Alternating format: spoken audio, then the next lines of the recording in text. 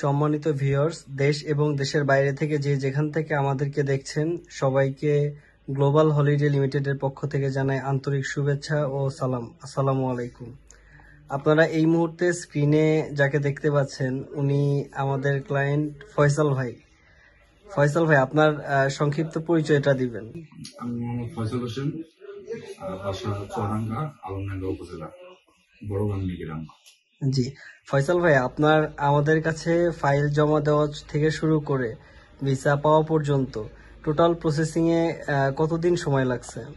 Total processing বলতে আমি তো ফাইল দিয়েছিলাম নভেম্বরের লাস্ট তারিখে আর কি।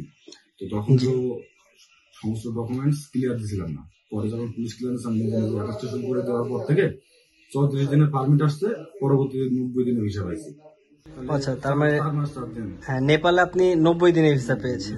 আচ্ছা, আর সব কাগজপাতি ওকে করার পরে 34 দিনের পারমিট আসছে। আচ্ছা আচ্ছা, তাহলে তো ভাই আপনি অনেক লাকি, খুব দ্রুতই সব কাজ হয়ে গেছে। অন্য জায়গায় আরো 2 বছর ট্রাই করছি, ওখান থেকে হয়নি। এখানে আমার সফলতা আল্লাহ দিতে পারে আর কি। জি, সবই আল্লাহর ইচ্ছা। আল্লাহ কবুল করে। আমাদের অনেক ক্লায়েন্ট ইন্ডিয়া এবং নেপালে আছেন, অনেকের এখনো পারমিট আসা অবস্থায় আছে। তাদের উদ্দেশ্যে আপনি কি বলবেন? তাদের উদ্দেশ্যে বলতে, যেমন আমার নিজেরও 2টা ক্লায়েন্ট আছে এখানে, তো সবার উদ্দেশ্যে বলি যে আসলে এটা তো ভাগ্যের ব্যাপার, ধৈর্যের ব্যাপার। কারো অল্প সময় হয়ে যায়, আবার কারোর ক্ষেত্রে অনেক বেশি সময় লেগে যায়। তো সবাইকে ধৈর্য ধরতে হবে, আর কপালে থাকলে হয়ে যাবে এটাই। যেমন আমি এর আগে 2 বছর ঘুরছি, আর ও হয়নি, বাট এখানে দিছি, কপালে ছিল, অল্প দিনের ভিতরে রেজাল্ট চলে আসছে।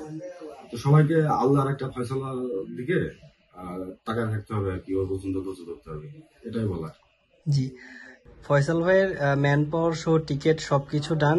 এখন উনি ক্রোয়েশিয়ার উদ্দেশ্যে যাত্রা শুরু করবেন। ভাই, আপনি সবকিছু বুঝে পেয়েছেন?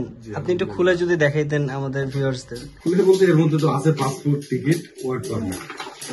যারা দেখছে এরা জানে অবশ্যই এর উপরে কি আছে।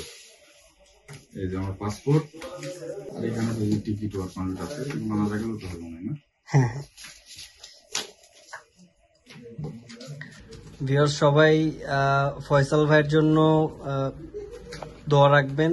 উনি ইনশাল্লাহ ক্রোয়েশিয়ার উদ্দেশ্যে যাত্রা শুরু করবেন। সবাইকে ধন্যবাদ জানিয়ে আমাদের ভিডিও শেষ করছি। আসসালামু আলাইকুম।